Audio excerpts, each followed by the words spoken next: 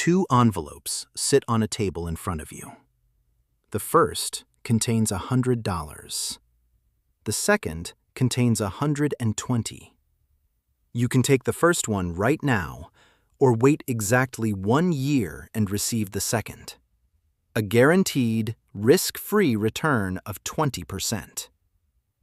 In the world of finance, this is a mathematical miracle. Any rational algorithm would accept without hesitation. Most humans grab the 100 and walk away. The extra $20, sitting 1 year in the future, might as well not exist. This is not a failure of intelligence or financial education. It is one of the most powerful cognitive biases ever documented, a phenomenon called hyperbolic discounting. And it is quietly shaping nearly every financial decision you make. From the coffee you bought this morning to the retirement account you have been meaning to open for the last 5 years. The most famous demonstration of this bias involved not envelopes, but marshmallows. In 1972, psychologist Walter Mischel brought 4-year-old children one at a time into a small room at Stanford University and placed a single marshmallow on the table. You can eat it now, or wait 15 minutes and get 2. Some children grabbed it before the door even closed. Others squirmed, covered their eyes, smelled it, licked it, sang to themselves. About a third managed to wait. Mischel followed these children for decades.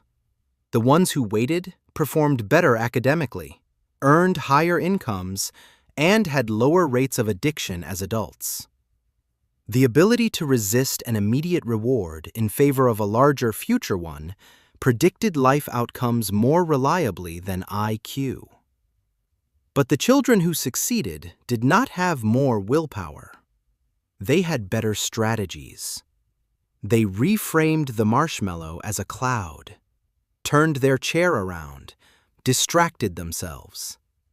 They engineered their environment rather than fighting the bias directly. A billboard outside the Stanford campus, decades later, advertises a credit card with 0% introductory interest. The same bias Mischel documented in children now fuels a $1 trillion financial industry. The marshmallow just got bigger. To understand why the bias exists, travel back 200,000 years to a sun-scorched African savanna. A small group of early humans crouches beside a bush heavy with ripe berries. One eats immediately. Another tries to wrap berries in leaves and carry them back to camp. A hyena emerges from the tall grass. The one who ate is light and fast. The one carrying berries runs slower. Evolution did not select for the prudent. It selected for the immediate. In that world, meat rotted in hours under the equatorial sun. Rival groups raided camps in darkness. The scent of stored food attracted predators. Saving for the future was not wisdom. It was a death sentence. Average life expectancy in the Pleistocene was roughly 30 years. Why would the brain evolve to value next year when next year might never come? So it learned a brutal rule. Take it now, because tomorrow may not exist. Fast forward to a modern apartment. A smartphone glows on a nightstand. The owner has a stable job, health insurance, refrigerated food, and a life expectancy of 82 years. Predators are extinct. But the software inside his skull is still optimized for the savanna. His dopamine system does not understand retirement accounts or compound interest. When a reward appears, a sale notification, a food delivery app, a limited time discount, the ancient circuitry fires the same signal it fired 200,000 years ago. Take it now before it disappears. In 2009, neuroscientist Hal Hershfield at UCLA slid subjects into an fMRI scanner and showed them 3 prompts. Think about yourself right now. Think about a complete stranger. Think about yourself 10 years from now. When subjects thought about their present self, the medial prefrontal cortex, the brain's identity center, lit up brightly. When they thought about a stranger, that region went quiet. When they thought about their future self, the scan revealed something disturbing. The activation pattern matched the stranger, not the present self. Your brain does not recognize your 60-year-old self as you. Neurologically, that person is someone you have never met. In a follow-up experiment, Hirschfield showed a different group digitally aged photographs of their own faces, wrinkled, gray-haired, 70 years old. After seeing their aged selves, subjects became significantly more willing to save for retirement. The stranger suddenly had a face. Empathy activated. The future self became real. But outside the laboratory, nobody shows you your aged face before you open your wallet. A man in a 1950s appliance store counts out $500 in crisp bills and hands them to a cashier for a new television. His face shows visible discomfort.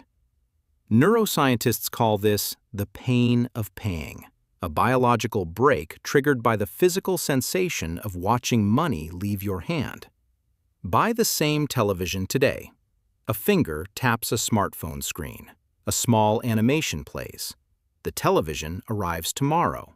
The bill arrives in 30 days. The buyer feels nothing. Researchers at MIT compared brain scans of cash and card payments and found that cash activated the insula, the brain's pain center, far more intensely. The credit card does not just delay payment, it anesthetizes the pain entirely. A woman walks through a shopping mall with 4 bags from 4 stores, having spent $800 in 2 hours.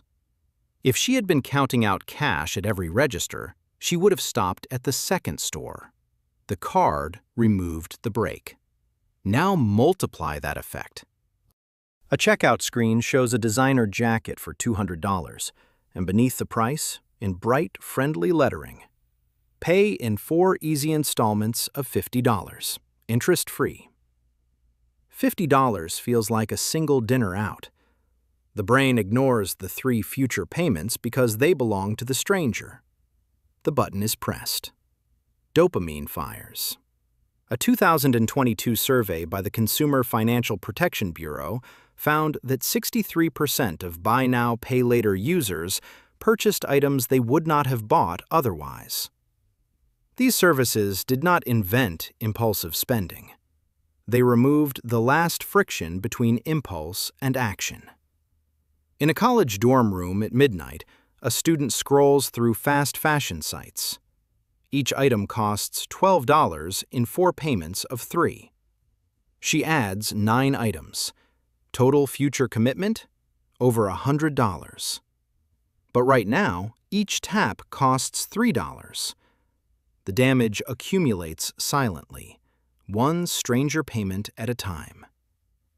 The bias extends far beyond shopping.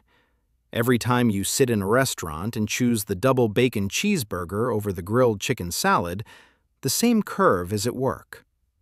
The salad leads to a timeline stretching months forward. Lower cholesterol, better energy, longer life. Abstract, invisible, far away. The burger leads to the next 10 minutes. Fat, salt, and sugar flooding the brain with dopamine. Concrete, immediate, guaranteed. The waiter approaches. The burger wins. Then the classic lie, I will start my diet tomorrow. Tomorrow never arrives. When tomorrow becomes today, the present always wins again. This is why the gap between good intentions and actual behavior is where the entire diet, fitness, and wellness industry makes its money. A gym in January, packed, every treadmill occupied, a line for the bench press. The same gym in March, half empty. By June, the parking lot echoes. The membership still charges $12 a month. The gym's business model is architecturally dependent on hyperbolic discounting. They sell to your ambitious present self, knowing your future self will never show up. A dorm room at midnight. A research paper due in 3 days. A cursor blinks on an empty document. The brain rejects the immediate pain of writing and chases the immediate pleasure of scrolling. Social media, video clips, news feeds, each one a tiny marshmallow grabbed before the door closes. By 3 in the morning, the paper is still empty. The deadline has collapsed from a distant abstraction into an immediate crisis. Panic overrides the discounting curve. The paper gets written in 4 frantic hours, fueled by cortisol instead of calm. Psychologists increasingly describe procrastination not as a time management failure, but as an emotion regulation problem driven by temporal discounting. It is the marshmallow test, repeated 1,000 times a day in every domain of adult life. But the blueprint for defeating this bias is ancient, over 3,000 years old. In Homer's Odyssey, Ulysses sails toward an island where the sirens sing a song so beautiful that every sailor who hears it steers into the rocks and dies. Ulysses wants to hear the song, but he knows his present self will lose control. So he gives an order before the music starts. His crew plugs their ears with beeswax. They tie Ulysses to the mast with thick rope. His final command: "No matter how much I scream, do not untie me." The ship passes the island. Ulysses hears the song, thrashes, begs.